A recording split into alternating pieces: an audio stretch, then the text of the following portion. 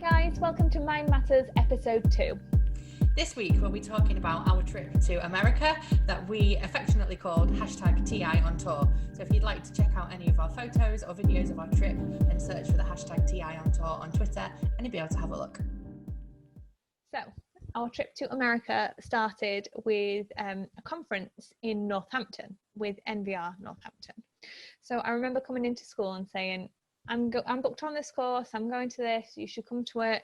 And you really bravely booked on your whole SLT and said, let's go. Yeah, and we kind of took the leap of faith to travel all that way to hear, of course, Dr. Karen Treisman, which I know you've been a fan of her work for a long time and kind of pointed us into the direction of lots of her resources that we use in school. So an opportunity to hear her talk was like, yes, of course we'll go.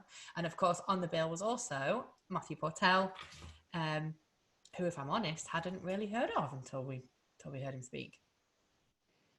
I think it's fair to say that it was a huge catalyst for us. I remember coming back to school the next day and everyone who had been to the conference was really emotional. The excitement of what could be, what we'd heard and what we could do was really overwhelming. Yeah, really quite a special experience when I look back and reflect. I think hearing Karen and Matthew and also speaking to some of the other participants and the people that run NVR themselves really cemented that we talked about it a lot, but actually making that leap into, yes, we're going to do something about it, we're going to move in this direction, felt really quite exciting at what it could be and what it could mean for Yarborough Academy. And as you said, I had heard Karen speak before, knew of her work, and I was really excited for you to hear her speak because I thought it would be the rocket fuel that our journey needed. Absolutely turned out that it was. Yeah. But I feel like it was a huge leap of faith, and I remember walking in on the morning of the conference and feeling really responsible. Like, I've dragged them all the way across the country for this. I really hope it works out. And thankfully, it was the best decision that we made. It absolutely was. And yeah, hearing Karen for the very first time, I mean, we've been very fortunate to get to know Karen and hear her lots of times since that, but I'll never forget that first time hearing her talk, and it just resonated with my soul. I think it was that internal call to action that I think that's why made me so emotional, that we need to do something about this. And yeah, it was that sense of urgency. And again, hearing Matthew's story, his personal journey, which I'm hoping he'll join us next time to be able to elaborate more on his story. But hearing his story had such synergy and rhythm with my story, it really made me think. It's obviously last time I spoke about, the reasons why we kind of started thinking about this way of working, and my experience with one of our young pupils. He had a similar story, Matthew Portell did. And I think hearing someone have the similar thoughts to me and have walked that road ahead of me a little bit, and the magic that he'd been able to create with his school was really quite inspiring. And that really spurred me on to think that this is possible. I think being in the room with people who were modelling the model in a way that we talked about and said that we wanted to do, experiencing that, being in a room full of like-minded people all working towards the same kind of work, that added to the magic of that. Yeah, I completely agree. And I think you can read about it in a book as much as you can. You can watch TED Talks, you can do webinars, but hearing those personal journeys, feeling it in your heart. That was it. That is what NVR was for me. Yeah, it was a heart moment. Absolutely. So at the end of the NVR conference, we kind of went over to Mr. Portell and said, oh, that was amazing, it was so cool. And he just flippantly said, why don't you guys come over to America and see for yourselves? And we were like, ha ha ha, yay, sure we will, definitely. A few short weeks later, we found ourselves in America doing exactly that. So I guess that wouldn't have happened without you. Lots of tenacity and fund finding. The thing is, once I've got an idea, I'm a bit of a dog with a bone. So Absolutely. don't just talk about it, let's make it happen. So obviously we'd spoken to Karen, I'd spoken to Karen about her Winston Churchill Fellowship that she kind of included in her keynote as well. So she'd said about a couple of places to visit in Philadelphia, that one school particularly that she, you know, said that would be amazing to see in real life. So I thought, what the heck? Let's plan a little trip to America and we'll see Philadelphia and Nashville. Why not? So found some pennies, and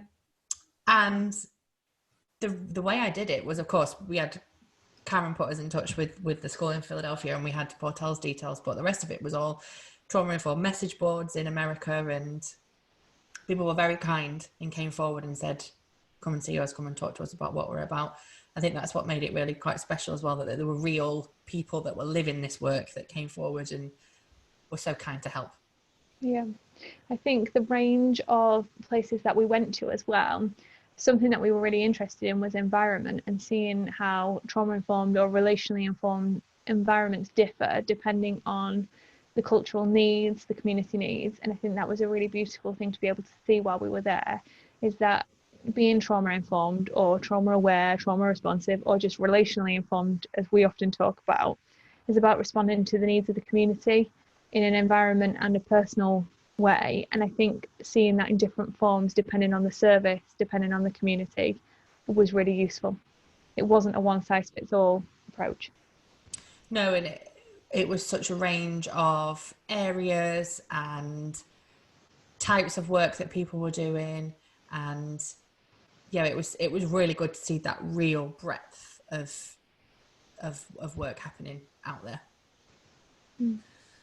So I guess it was thanks to Hops Travel, who kind of helped us put the travel package together as well in Grimsby. They kind of, little old Grimsby, put together some flights for us, and quite literally 3 weeks later we were on a plane. We met some lovely people on our journey, didn't we? Oh, of course, yeah. It was an interesting first trip. Kate lost a coat, but we won't talk about that now. Not appropriate for my matters. I could talk about the lost coat for a long time. I know. And finding a new coat in America was tricky. Anyway, that's another story. So we flew to Philadelphia first, and it was colder than Kate anticipated. Especially without a coat. One thing I did learn about Kate was that she does not like the cold. Philadelphia was quite cold. So we arrived in Philly, and the first place we went to visit was Pottstown. So specifically, we looked at Pottstown.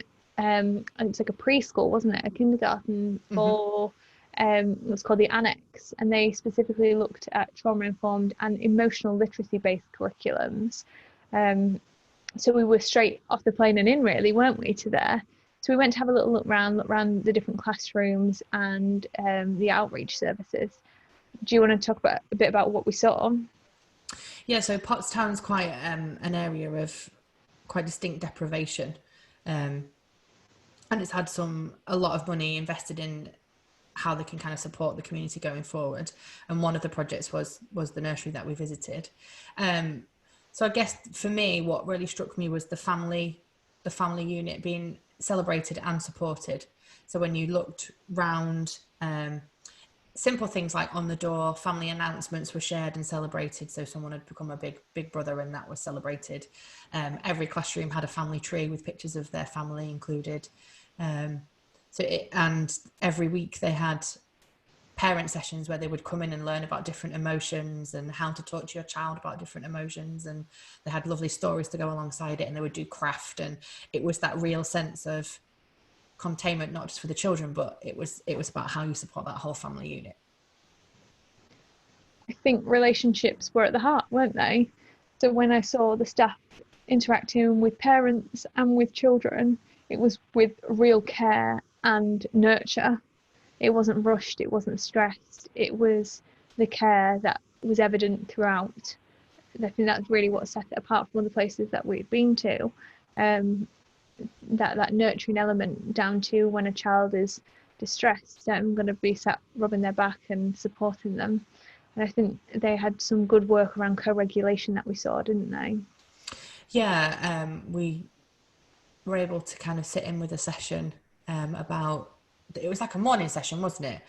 So they were settling the children down first thing in the morning, but they were doing like an emotional literacy session. And the children were all sat around in a circle with the teacher and the teaching assistant equivalent of, I'm not quite sure what they call it in America. But there was, unbeknown to us, I wouldn't even have picked up on it, the TA was able to go over and soothe the little boy, move him away from the circle, do some co-regulation work with him to the point where he was then able to return back to the circle. But what amazed me was how well the staff knew the children, that I didn't even pick up that that child might be in distress, and it was just so beautifully, and it was just like, that's the way we are here, and I know exactly what to do to soothe you because I know you so well and I love you so much. And it was just lovely to watch. They were so attuned that they could pick up those really slight kind of behaviours that showed distress before it even became something that was overwhelming. And the other children were so supportive of that. So when they were doing registration and they said, oh, so-and-so's just gone to calm down for a second, that's 3-year-olds talking about that to each other. I've just gone to calm down. There was no fuss, there was no upset. It was just accepted. And I remember them when we talked about it with the staff, and they said, well, here, there's a place for you to go, but there's always a place for you to come back. And it was, I then would think, what would happen if it was a school, you know, in England or wherever else that didn't use these kind of principles? And it was that time in idea, wasn't it? That's dealt with within the room. They weren't taken out. It wasn't shamed. It wasn't anything that wasn't deemed as being, you know, how they are. This is how we deal with problems. And it, yeah, as you say. I often wonder culturally whether as British people, we tend to push down those feelings. So if a child is having a really tough time, one, it's disruptive to your class, and two, we're pushing down those feelings. So could you go and do that elsewhere away from me? So it was really nice to see that it was done calmly and safely in the classroom, and that feelings are all welcome here. It's not a case of you don't show that here. It's welcome and it's safe to be upset here. Yeah, and that was just through the fibre of the whole organisation, wasn't it? Yeah. Even into our interactions with the staff. I felt that. Massive generosity as well from the staff. I remember when we met with them afterwards, they fed us well. You're going to notice that. I love my food. I scored everywhere on how well we were fed. They fed us well. They were so generous with their time, with their resources, with their knowledge. And one thing that really struck me, that whilst emotionally there was this safety net, there was also a safety net in the system. So everyone had a very specific role, and there was lots of multi-agency working. So they had behavioural health roles, which we'll talk about how that developed into our school in another episode. But they had these behavioural health roles, and everyone knew where this was the stage that we were at in this journey. This is the member of staff that was going to be involved. Beyond that, we would go to the next person. It was all kind of really working together in a seamless fashion. Absolutely. And so from there, the next day, we went to Lakeside. So Lakeside was the school that was recommended for us by Dr. Karen Traceman from her trip. And it's difficult to put into a word how Lakeside was. I get teary when I think about it because it was that amazing. Do you want to tell the story of how we got there, physically got there? Yeah, sure. I feel like on the back of you saying it was a bit teary, I then jump in with some sort of comedy sketch show, but sure. I think it's important to add the context. So, we like to be on time. It's polite, it's the right thing to do, we want to be on time. So what happened on that day is we got into our Uber, and we travelled everywhere by Uber. Our trip sponsored by Uber is what we should have said at the beginning. # Uber. So we went everywhere by Uber. It's quite a novelty because we don't have Uber at home. It's not available. So it was quite the excitement. Quite a treat. Yeah. So we got into our Uber, and then we realised very quickly that there was a serious problem on the road, and a lorry had overturned and spilt dish soap all over the road. When they had tried to wash it away, it had become very bubbly and slippery, which meant that the road had to be closed. So at this point, we were an hour late. So we were now driving through farmland and field to get to this school, just panicking more and more. We're going to be late, we're going to be late. Not knowing where on earth we were as well. They could have been leading us a merry dance to anywhere. It's two crazy English women trying to find our way around Philadelphia in an Uber. But of course, being late and then also not being able to contact them because I didn't have anyone's number, I didn't know what to do. I'd organised everything via email or Twitter. So it was just like the panic was setting in that, oh my God, they're not going to think we're going to turn up. So we did eventually pull in the car park about an hour later. So you can imagine all about the American political system in this time. But you can imagine the anxiety was so, I could feel it on both of us that, oh my God, like we've got to walk into here. And it was bordering on tears that we were late and how are we going to explain? Anyway, so we pull into the car park and walk into the door of the administration building. So we're not even in the school yet. And I just remember feeling this overwhelming sense of like calm. Like it literally just fell from me. So we walked into the door. You could smell like essential oils, but like it's like walking into a spa, I guess, was the kind of smell. Amazing waterfall, gorgeous lighting, special music being played. And we walked up the stairs and round, and there wasn't a desk or anything. There was a lady stood at the podium, and she said to us, "You must be Hannah and Kate. We've been really looking forward to meeting you. Hope you're all right. Would you like room temperature water or chilled water? This is where you can put your things. Have a moment in the restroom." And like, it wasn't a restroom though, was it? It's like a well-being pod. That's the only way I can describe it. Like yoga mats, books. I mean, it was insane.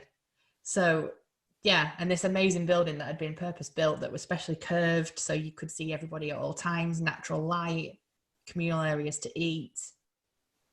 I mean, mind-blowing.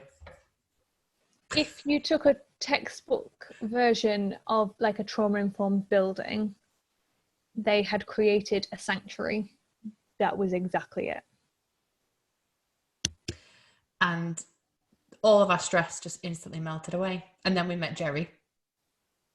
So Jerry took us to Lakeside School. So Lakeside School is a bit like a pupil referral unit. It's a step out school, isn't it, from mainstream education. So for children who are struggling with social, emotional, behavioural issues. And you're referred there through behavioural health help. When we arrived there, it was nothing like how I expected it to be.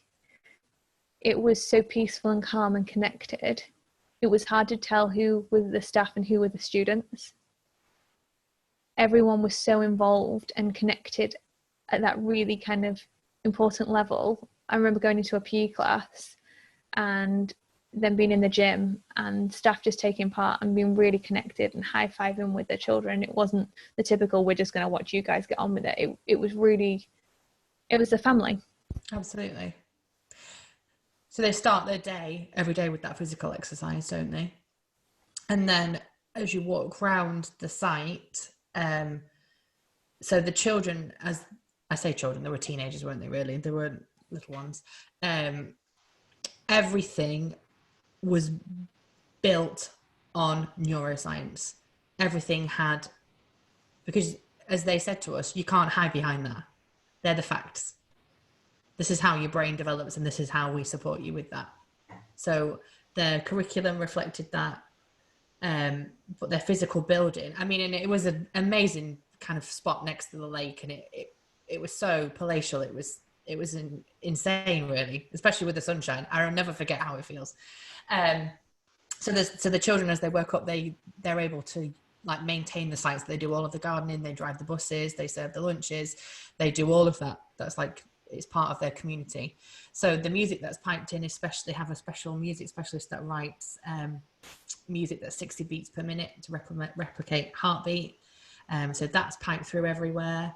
They have regulating furniture outside during recess. Inside the building, each classroom has like mood lighting, so it feels calm as you go in. They have breakout spaces to be able to, like a calm corner or whatever you want to call it. special furniture, but because they were so well regulated, because they were so well met, that the education was at such a level that you would just think these children are neurotypical and are just at school. It was a real sense of, this is a functional school and it's functioning using the principles of neuroscience and neurosequential models. I've not seen something so purpose-built before and yet so effective. It was something really quite special. Mm. And the way the staff talked, they knew this stuff. We were just having this conversation earlier. They didn't just know this stuff. They be it. It's in their being that this is just how we are when we're at Lakeside. This is our way. They embody it. It's not, we often talk about whether you believe in this stuff or not. This was beyond believing in it. This is knowing and hanging all that you are and all that you do onto the knowledge that this stuff is what makes us us. Really magical, really special. And the level of expectation and support for those young people was unreal. And the way that the young people responded to that and the responsibility they were given, it was just a really cohesive, functional environment. And then, of course, there was the girls' unit, girls' area. So they had a special school like inside Lakeside, that was dedicated to women who had suffered adversity or teen pregnancy. So inside the building wasn't just kind of places for them to learn, but they also had a nursery where they were able to then be taught how to parent. And it was the sense of breaking the cycle without the phrase breaking the cycle, like breaking something, it's really jarring for this, isn't it? But it was kind of like weaving success into their parenting at every step of the way. They were modeling it, and then the women were able to then do that with their child, and they weren't separated from their children to finish their high school education. They were with their children in the classroom. It wasn't a choice of it was education or being a mum. You could do both. And the artwork in that mum and baby unit was just phenomenal, just so emotional. And the creativity and the emotion that had gone into that work, again, it's just in the fibre of the school. It was just woven in at every level. What I remember most from visiting that area was the dogs. So they had like team of 4 therapy dogs that had been specially trained. And we were talking to the head of the school. One of the dogs is like her pet, goes home with her. So this dog came over and we were obviously talking to the dog. We're dog people. And they were telling us about the training that they had, that they do. They don't touch anyone unless they give you a special command, and they can kind of greet, and all these special trainings that they've done to help with regulation. And I remember we were stood there talking about these dogs, and we could hear in the background there was a young lady being quite distressed. The dog picked up on it and instantly it was like, ding, gotta go do my job, guys, and just like went and sat with this girl, and instantly she was regulated. It was something, it was magic. Because everyone knew their role, everyone knew their social responsibility, including the therapy dogs. It was magic. I remember thinking, wow, the dog just knew when it had to go and do what it needed to do. And that was very similar with everyone that we saw. Everyone knew what they needed to do to regulate themselves. So one of the really nice things that they had was kind of regulation spaces with trained mental health staff and gym equipment. So if you were dysregulated during a lesson, you have a choice that you can either regulate with some of the tools that are in the classroom, and they were plentiful in those classrooms. But the expectation was, if that wasn't enough, you could then visit these kind of regulation spaces with the member of staff. And for a while we had problems, didn't we, in school? We had difficulties with children who would walk out of class and kind of abscond, I guess, around school. And roam is a better word, isn't it? Roam around. And they might be quite noisy and distressed along the way, and that emotional contagion is hard sometimes to contain, isn't it? But what Lakeside had done so effectively was manage to harness positive emotional contagion and be able to share that calm rather than joining that chaos. So when we visited some of those pods, there was a member of staff in there, but it was almost student-led. So they were like, you need to get on here and do this many of this and get on this because it made me feel loads better. And it was all really evidence-based, and they were recording it themselves so that they could see their own progress. If I do 10 push-ups or I'm on the rowing machine for this amount of time, I felt much calmer. So they then recorded it and were able to know They had the time I feel pulse like bars that as well, didn't they? Yeah. So next time I feel like that, I know exactly what to do to regulate myself. It was really cool. Yeah. And again, the children or the young people knew this is why, because it's all rooted in the science. They all knew about their brains and how their brains worked and why this, when you do this, this happens. And I think that was the overwhelming sense of it, that everything was rooted in neuroscience, which just when you go right back to that, it just makes sense because it's the science. You can't argue with it. It's just magic. It was. And I think it was a real aspirational visit. It showed me what could be. So it wouldn't be fair to finish talking about Lakeside without talking about our experience. The food. You know that I love the food. I thought you were going to jump in. They fed us wow. It was good chicken. It was really good chicken. It was that no amount, nothing was too much. Like the time, questions, resources. We came out with goodie bags from everywhere we went. But there particularly, they could not have done enough to make us feel welcome. I remember Jerry saying, what can I help you with today? Where could we support you? Where are you in your journey? Beautiful. Simple, isn't it? Yeah. The time that I've set aside for this meeting, I am here for you. What do you need? And it goes back to Maya Angelou, that people, you'll never forget how people make you feel. And that I said, I've had this conversation with many people. It's hard to quantify, but the feeling of Lakeside is what I want my school to be. That feeling. So do you want to talk about the really magical moment in all of this? So we're sat there eating our very nice chicken Caesar salad that had just been delivered, and it was warm. So we're sat there and Jerry says, oh, would you like to meet a colleague of mine who's doing some recording in here today? It was Dr. Sandy Bloom. So of course Kate was like, yeah, please. Trying not to be like, oh my God. So yeah, holding in the candle so bad. In walks Dr. Sandy Bloom, and we eat our lunch with her. And what a lady. And we talked all things understanding and responding to people's perceptions of children's place in society. And that was a really interesting conversation about trauma-informed work and relationally kind of focused work is so closely knitted to our experience and perception of how children fit in society.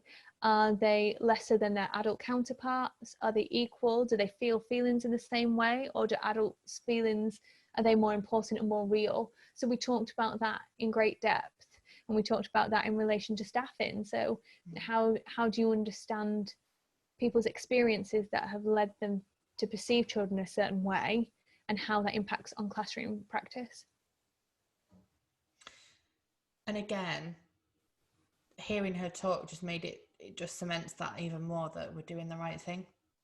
And having her kind of be another person to say this is the way that we should be going, again, just crystallized that within me, that we're doing the right thing. So while we were in Philadelphia, we also got a chance to look at some of the mural artwork. And one of the projects that Karen Traceman had recommended that we kind of checked out was the Porchlight murals. So the Porchlight murals were a community kind of driven project with other partners. And it was all about supporting and processing and celebrating kind of community traumas, I guess. So and we had like kind of growth from that, isn't it? adversarial growth. Yeah.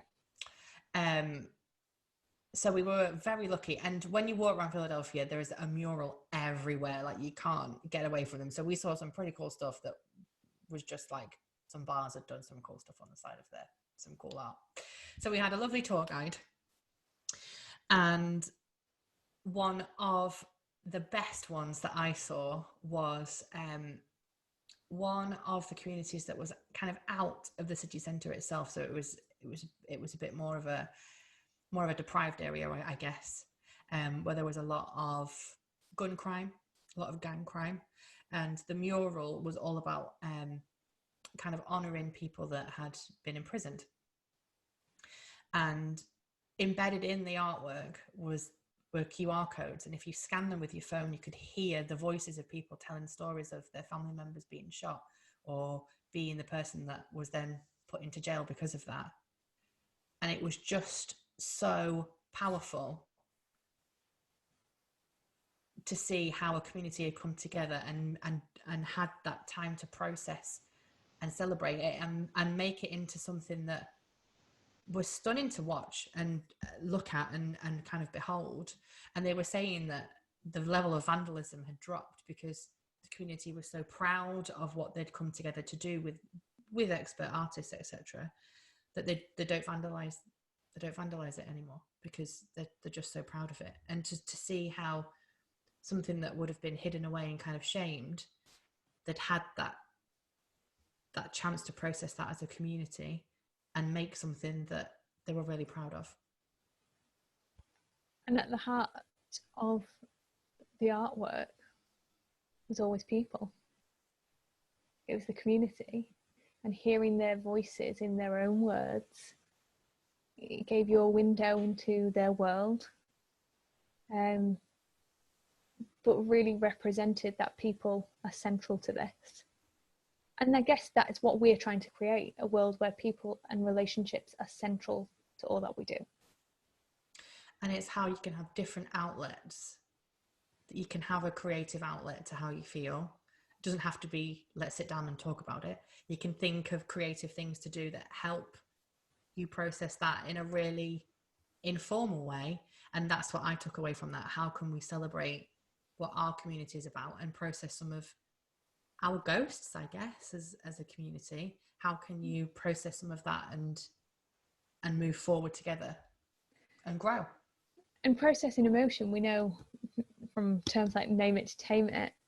Actually, it was a really good opportunity for that, for people to share how they feel on either side of the experience and have those emotions validated in a public way that was safe and appreciated, was really therapeutic. So the last place we went to was CCTC. So CCTC stands for the Child Crisis Treatment Centre. So to get to CCTC, we drove through West Philadelphia. And that in itself was a really interesting experience because it gave us a sense of the community that CCTC would be serving.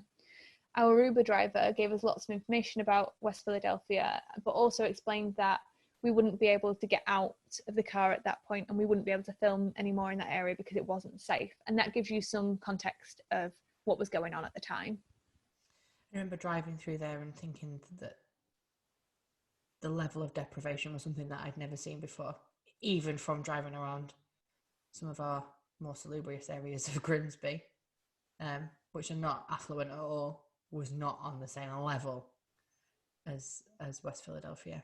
I remember driving past like a supermarket and the sign above it says, "We ship straight to prison." I'm thinking, goodness me, like that is what these people live with. So when we arrived at CCTC, we were welcomed into kind of like a community clinic to begin with. And then they took us down to the therapeutic nursery. So it was at the therapeutic nursery where families receive a nursery place for their child who has experienced significant trauma and adversity. And the intention is that very early recovery is possible through whole family programs, through having the right services in place. So that includes social workers, mental health professionals, but also therapeutic nursery workers. While children are in that provision, they receive 3 meals a day. And again, CCTC prides itself on using current neuroscience to kind of inform all of the practice that they do. Yeah, what I really took away from visiting CCTC was that idea of multi-agency work, in that in the building there was, you know, healthcare professionals, mental health professionals, and that whole wraparound care for their child, but also again for the family. I think the model of work has so much potential, and I found CCTC really exciting because I could see how we could bring elements of that back to our practice. And I know that we talked about we need to open a therapeutic nursery. We often can see children who are struggling very early on and communicating their distress, and often services just aren't there for those children in those really early stages. So wouldn't it be useful for us to start looking at a therapeutic nursery? Having those conversations with our nursery staff and our early years team kind of just allowed us to understand how we could just make our universal nursery more therapeutic. Rather than having a therapeutic nursery, it would be therapeutic in everything it did. Built on therapeutic kind of foundations.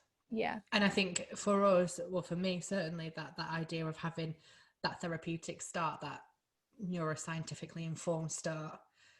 If you think back to my story last time of our young man that had to leave us, I often think that if he had had those early experiences, how would life have been different for him growing up? So we know the trajectory of some of our children. Why do we wait until it's too late? We need to be starting earlier. Prevention's better than a cure. Yeah. I think we often see a lag, don't we? A time lag from those experiences and that continuous experience when it's happening over and over again to a certain point. And we often see that in key stage 2, don't we? When children are bigger and stronger and their behaviour is sometimes more externalising. And I think that's when we tend to get involved. But if we track back and we speak to those staff who've had them very early in their school career, we see that those warning signs were there and potentially we could have done something much sooner. So I think CCTC was the most exciting for me because we could see how we could replicate some of their success in a universal provision setting. Indeed. So after we'd learned a lot in Philadelphia, we then hopped on a plane and travelled to Nashville, Tennessee. So it was my first time in a southern state in the United States, and it felt warm in every sense of the word, in temperature, which made Kate very happy, but also the welcome, the kind of feeling. It was a totally different vibe, and just warmth. It radiated warmth. I love Nashville. That was what I took away from it. I just loved it there. It was beautifully sunny. It was just a place that felt very homely straight away. Maybe that was due to the warm welcome that we had, even from airport staff, hotel staff, but also the schools that we visited were very, very welcoming. So that was really helpful for us. I think that made us feel really welcome. Yeah. So our first stop, if you like, in Nashville was, of course, to Fall Hamilton to see our friend Matthew Portell that we'd met at MVR. So our first visit was to his school. So we were very excited about seeing their work. So I guess that when we have Matthew Portell on as a guest, hopefully next time, that he will tell a lot of his story himself. But I guess the main takeaway that I have from Fall Hamilton is the physical environment.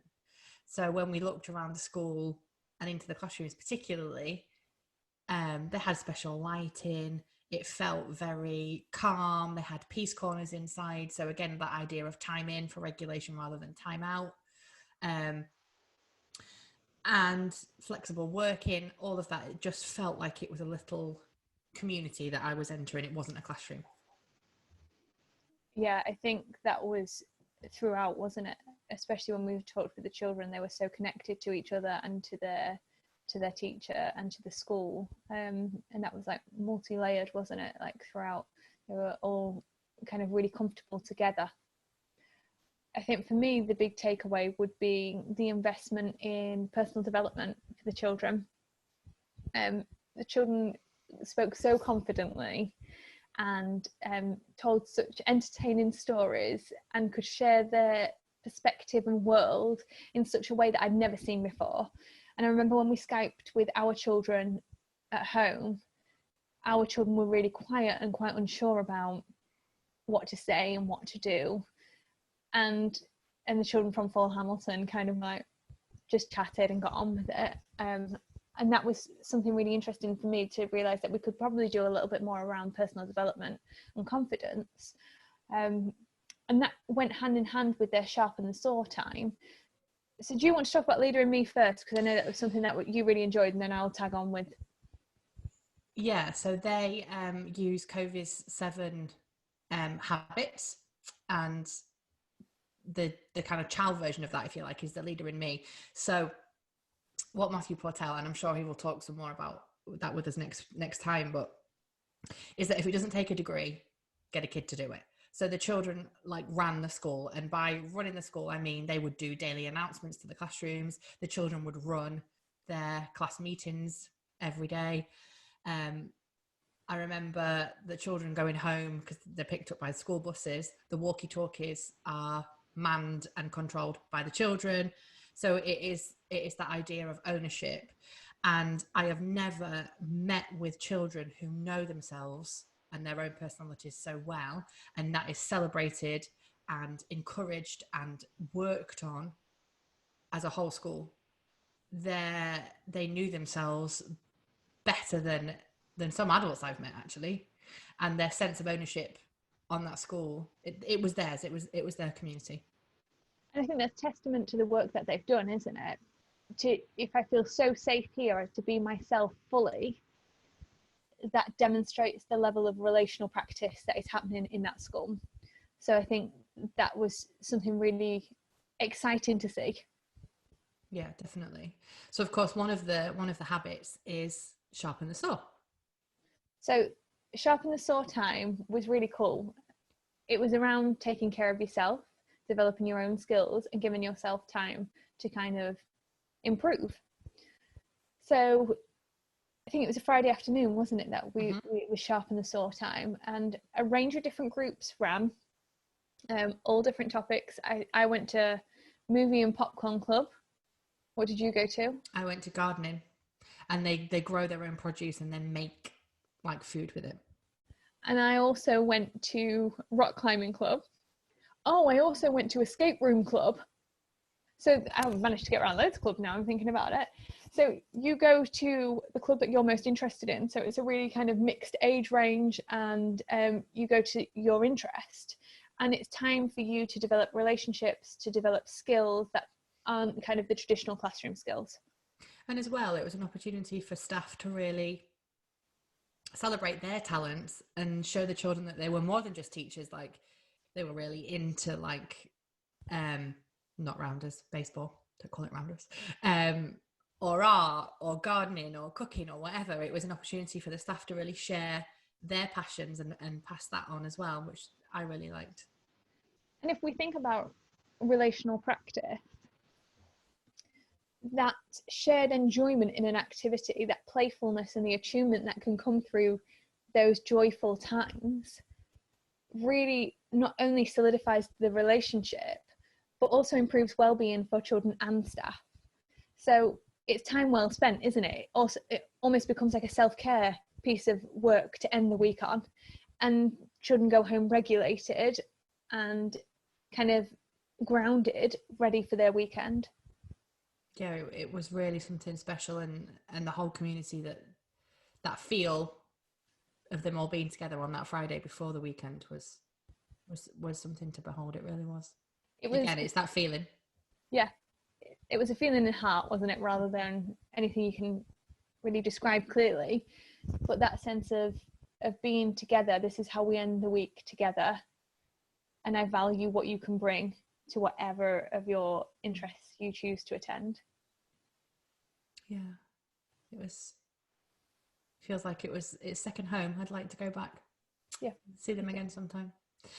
So while we were in Nashville as well, we were able to have a very short notice drop in, but a wonderful drop in nonetheless, into another school kind of close by to Full Hamilton, which was Napier, which served a very different community to Full Hamilton. It was in the projects. So the school served 100% free school meals. And what I took from visiting that school was the idea of multi-agency working within one building. So within their building, they had healthcare professionals. So they had a nurse working there with parents. They had classes for parents to attend to be able to write CVs and get into work and all that kind of stuff. They provided coats and shoes for every single child. Every child took home for a weekend like a self-care pack with food they could prepare themselves.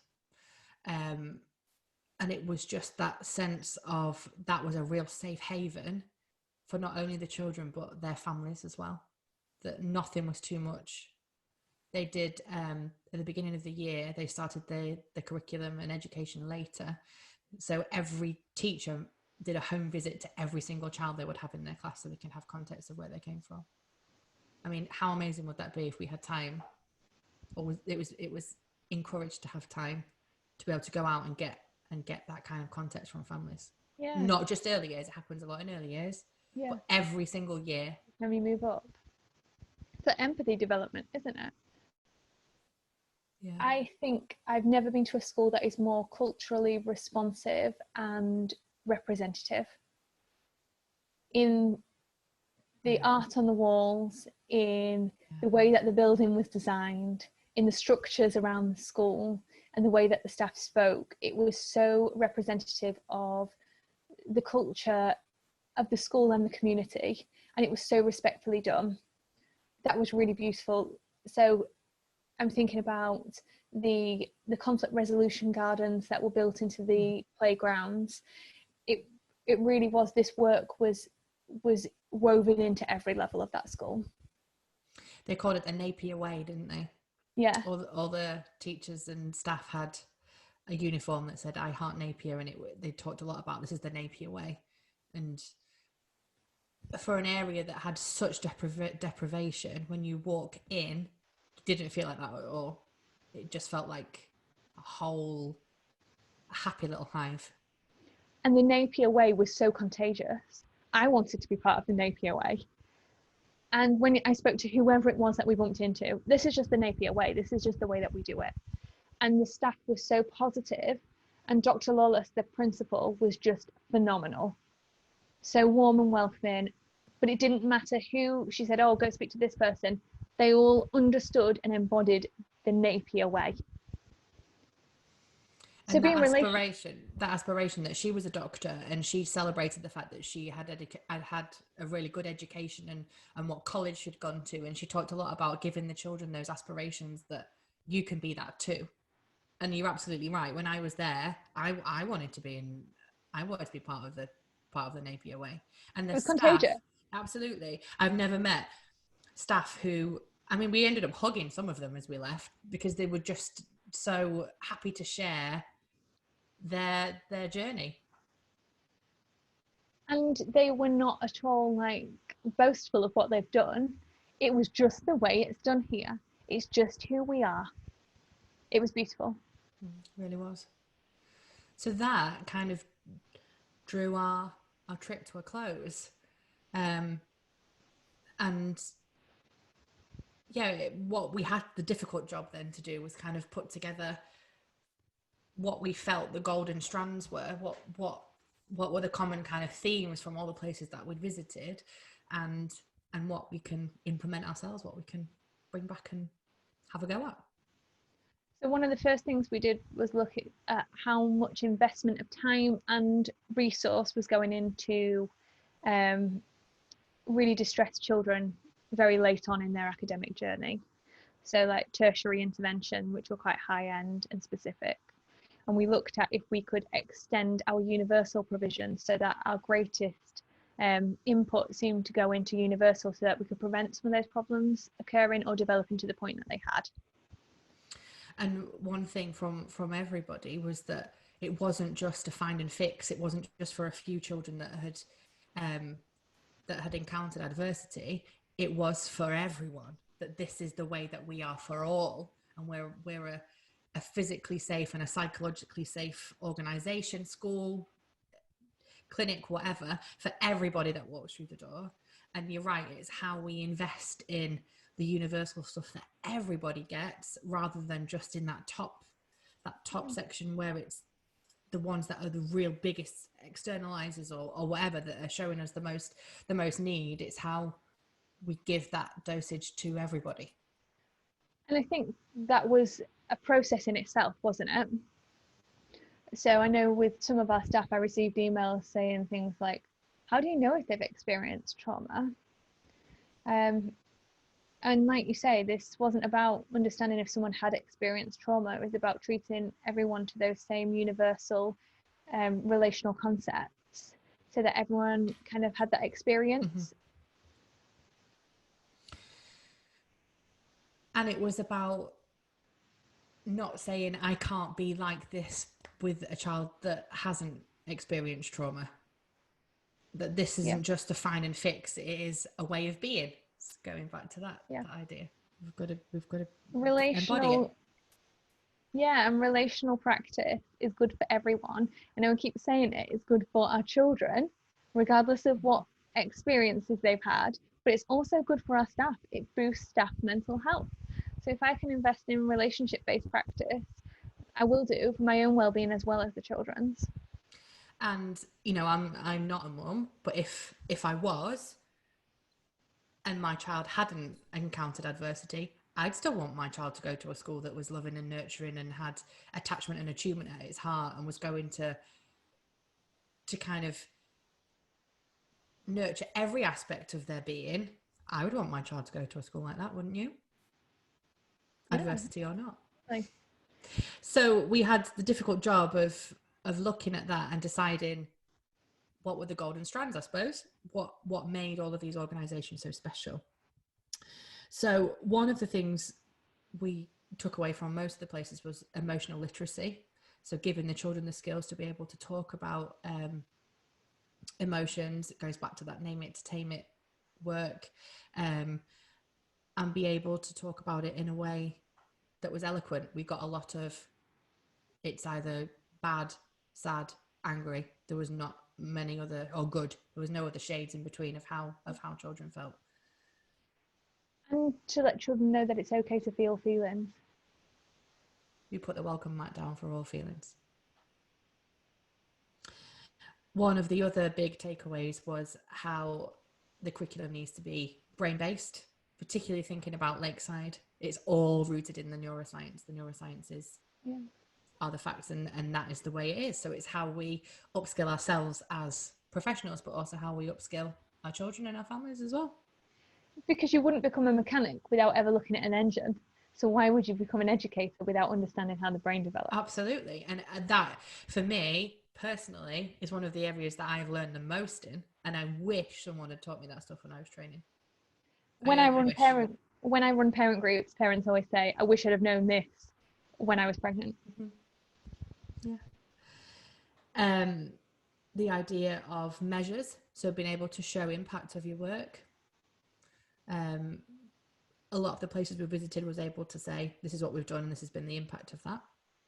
And I think also the measures and impact for the children as well, so they can see that their hard work has had an impact. So like the children at Lakeside, they were able to work out what strategies improved their well-being, what made them feel better, and that's through the measures that they were able to control. And part of what I wanted to do is recreate that in school so that our children could have biofeedback and things to learn what works for them. One of the other big takeaways was co-regulation. So that the idea of you don't have to be with your feelings on your own, I can help you. Yeah. And in order to be able to self-regulate, you need to be able to be given the skills and teach those through co-regulation. Yeah, I can lend you my calm. I'm not going to join your chaos. So one of the big things that we learned through thematic analysis from visiting these different organisations and schools was that community engagement was at the heart of all of them.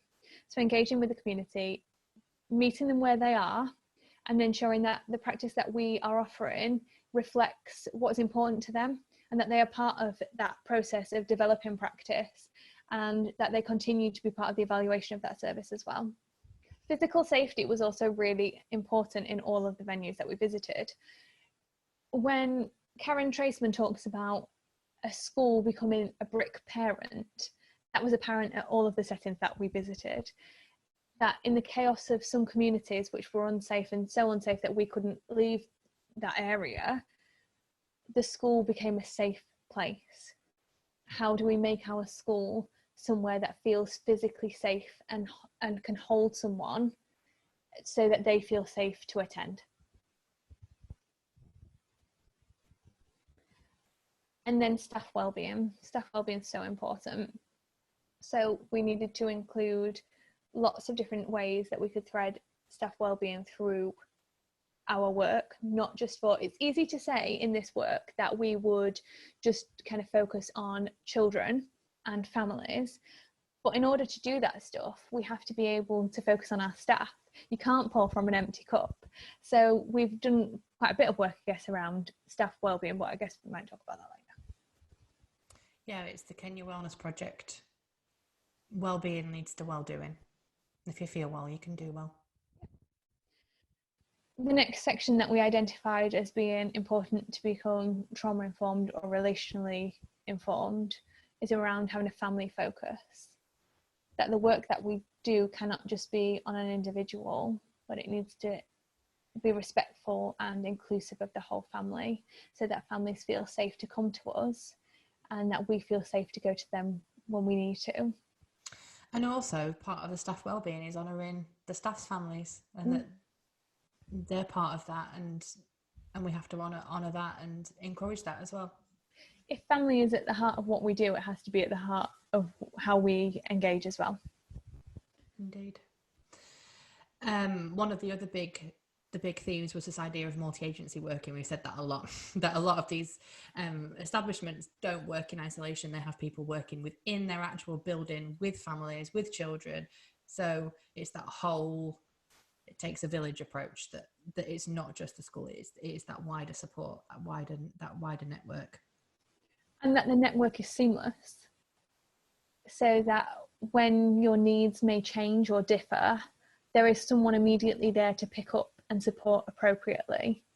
And that was nice to see in these organisations, that these services sat within the organisation. There wasn't really a referral out, or so it didn't seem, because they were almost operating as outreach within a school. And I guess on reflection in our system that we work within, it often becomes frustrating that you are repeating the same details. You're having to ask the same questions for parents, having to hear the same story. And that must be really distressing for some of our families. But instead, it was so cohesive that wasn't necessary. Yeah, you didn't need to tell your story over and over in a painful way, and someone else would pick up your story halfway through, or someone else had to tell your story in an inaccurate way. It was known because you were part of a family, a school family. I think for me, obviously, I'm a relationships researcher, so relational care stood out for me at all of these places that we visited. That relationships were at the heart of everything that these organisations do. They weren't taken for granted, and it was understood that when we invest in relationships, when it comes to having to make withdrawals from that bank account, I've already paid in all of this relational care. I've done all of this work. So when I need to ask a child to do a piece of work for me when they're not maybe feeling it, I can do that regulation, and then I can ask them to still do the work. It was the idea that relationships really are the currency of a school. And building upon that, it's that restorative way that even when you do have to kind of correct sometimes, that the relationship is always front and center, and no matter what goes wrong, that relationship stays intact.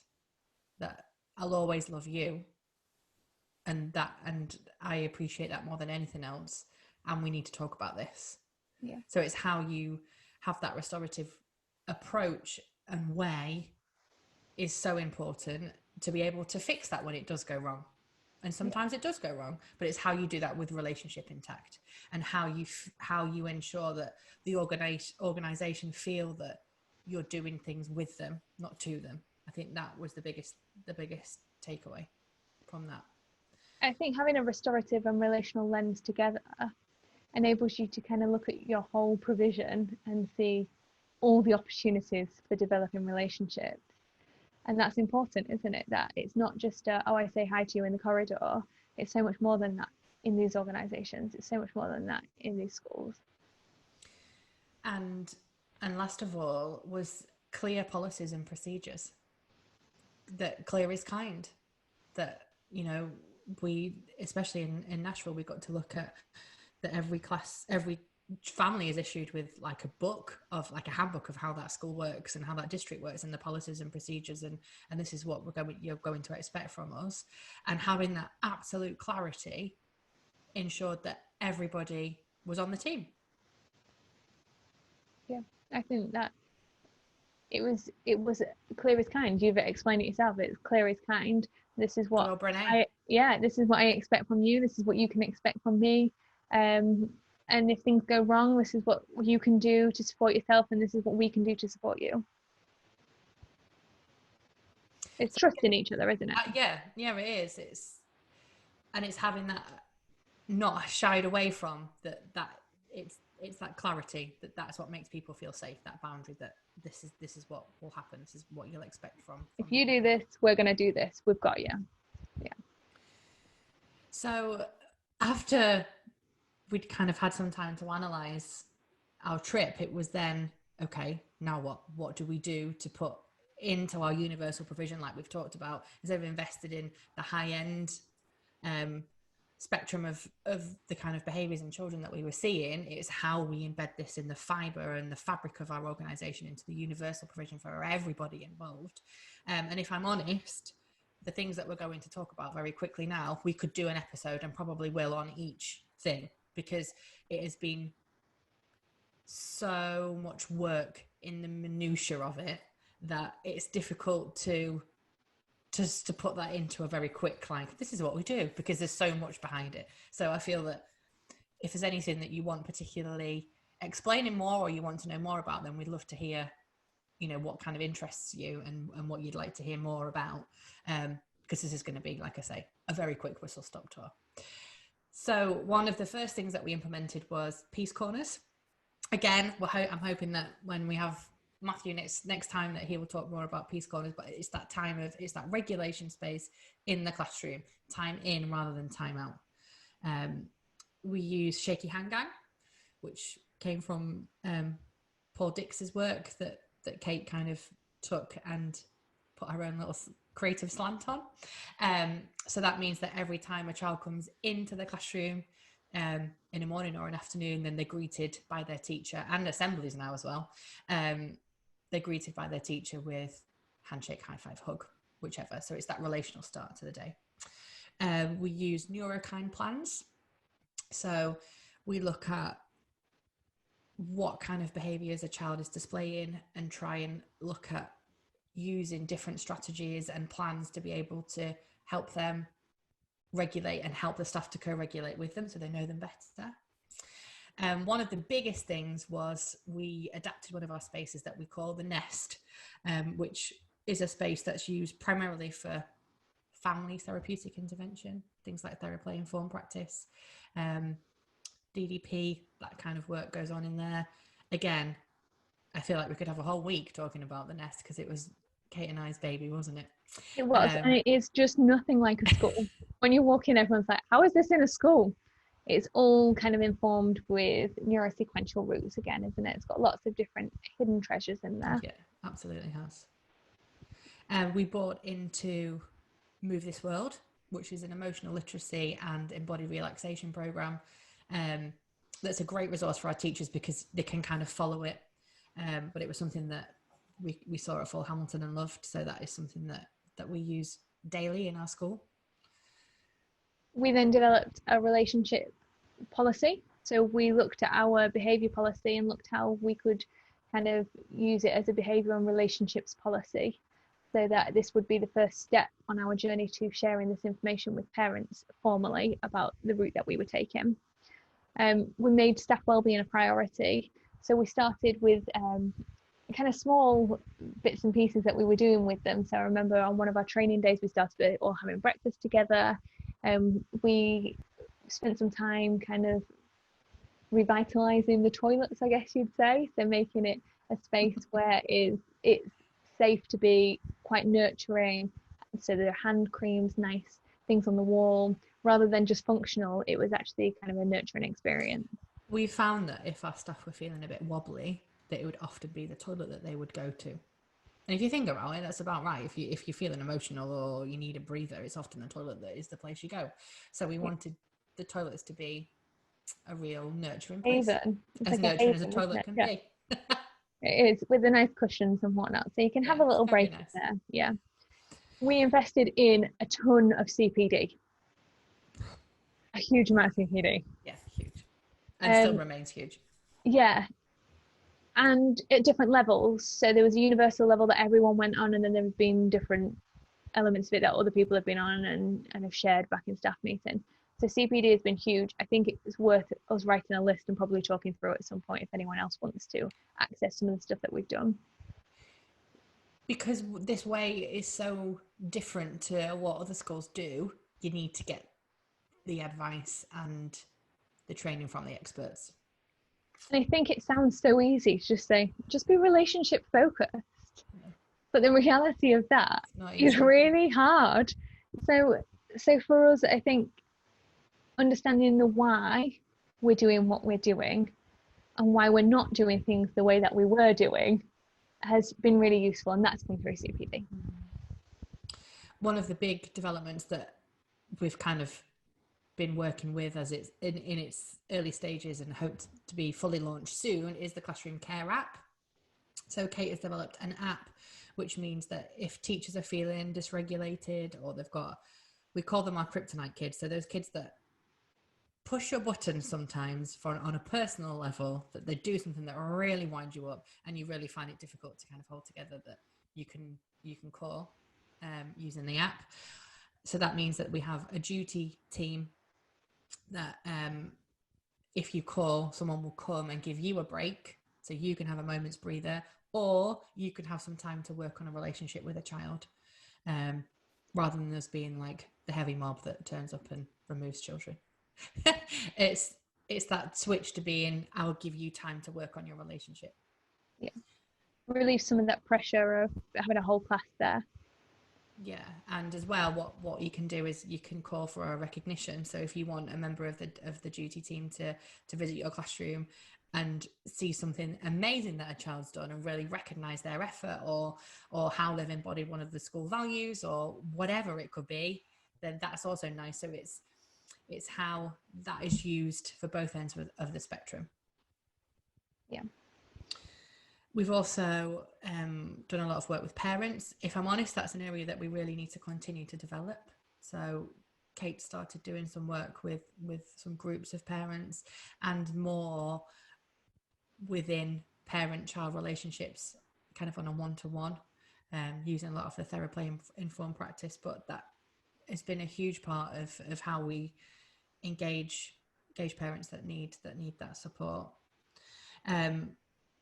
Restorative way, the restorative embodiment of being that, using therapeutic parenting, using natural and logical consequences, using that kind of language, that connect before correct idea has been a huge part of this work, because your words are so important, and how you speak to each other is very, very, very crucial to this way. And it's really flipped our behaviour approach entirely. If we think about where we started, the restorative is just a million miles away from that, isn't it? And it's no longer about, I've tried restorative, it didn't work. This is all about, we are restorative, it's who we are. We've also developed a trauma-informed library. So we've invested in a lot of books for staff to read, and borrow and share and talk about. We started a bit of a film club so that we could get together and watch different Netflix series. We watched some of the baby stuff that's on Netflix. We've watched TED Talks and talked about it. So it's how you enhance that CPD so it becomes more than just a staff meeting. It's what you're interested in as well. It's how that's supported. How do we build relationships within that? So we have snacks, we have time to chat. It's almost like a cinema outing together, which is really nice. Yeah. And I think the biggest thing has been the Glomo show. So again, we could talk for a whole week about GLOMO, but GLOW stands for growth, love, over and above, and that they're our school values. So it's been how we've stopped bribing children, I guess, with merits, etc., and how we've moved to a more relational, recognition-based system, which means that when children do show growth, love, or go over and above, how is that recognized? And that is recognized in many different ways. The main way is every week every class has a glow circle where they talk about glows in themselves or that they've recognized in their peers. They can be inside or outside of school. We also do the same with our staff every week. Then on a Friday, we have the Glomo show, which is like a giant disco, glow sticks, disco balls, a lot.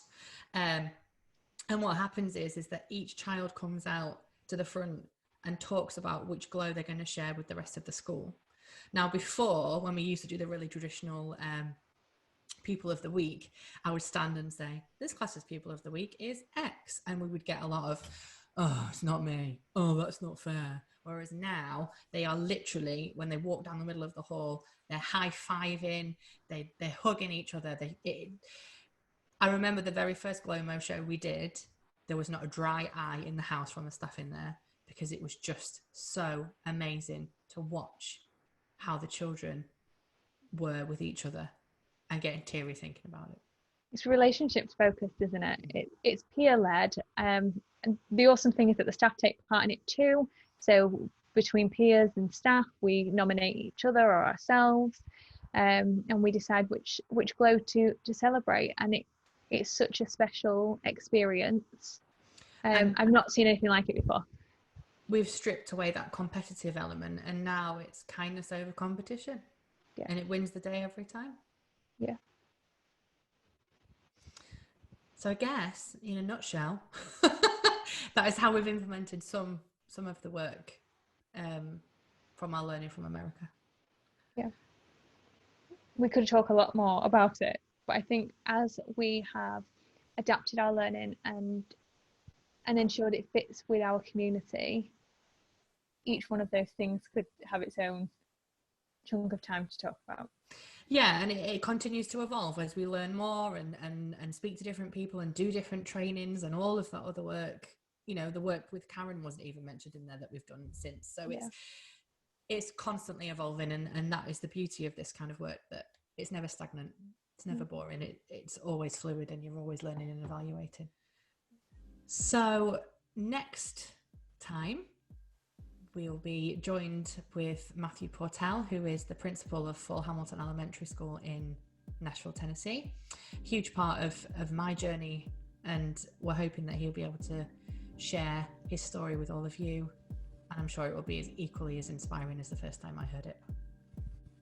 So thank you very much for joining us. We hope that you have learned something. We'd love to hear from you. If there's anything that you'd like us to discuss more, or you'd like to just reach out, then we love connecting with like-minded professionals out there. So please do reach out. On Twitter, I am at Hannah_Albury, and Kate is at The Nurture Lady. So please do get in touch. And if you'd like to, you can now subscribe to us on iTunes, Spotify, YouTube, and SoundCloud. We sound professional, don't we, Kate? So thank you very much for joining us, and we'll see you next time. Bye-bye.